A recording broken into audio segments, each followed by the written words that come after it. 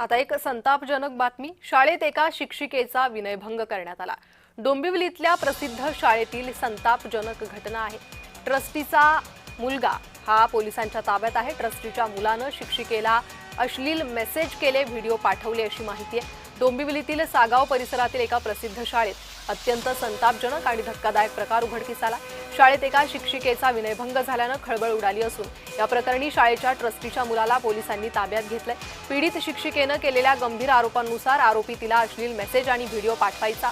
या प्रकारामुळे परिसरात संतापाची लाट उसळली आहे। या संदर्भात माहिती घेणार आहोत आमचे प्रतिनिधी किशोर पगारे यांच्याकडून। किशोर, काय अधिक माहिती येते या प्रकरणी? नक्कीच प्रणिता, डोंबिवली सागाव परिसरातील ही एक घटना आहे आणि जय भारत हायस्कूलमध्ये हा प्रकार घडलेला आहे। ह्या ट्रस्टी जे आहेत शिवा अय्यर यांचा हा मुलगा आहे सरवण अय्यर याने शाळेतील एका शिक्षिकेला अश्लील मेसेज पाठवून त्रास देण्याची सुरुवात केली होती। आरोपीने केवळ मेसेजेस नाही तर अश्लील व्हिडिओ पाठवून शिक्षिकेकडे तरी समाजाची मागणी केल्याचा आरोप पीडित शिक्षिकेने केला आहे।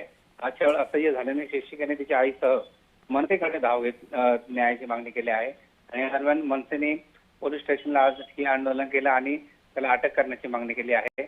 आता पोलिसांच्या ताब्यात हा मुलगा आहे, परंतु आता यावर पोलीस काय कारवाई करतात व कशा प्रकारे या शाळेचं हे प्रकरण बाहेर पडतंय हे पाहावं लागेल। किशोर, किती दिवसांपासून हा प्रकार सुरू होता असं शिक्षिकेचं म्हणणं आहे आणि या संदर्भात त्यांनी शाळा प्रशासनाकडे काही तक्रार केली होती का?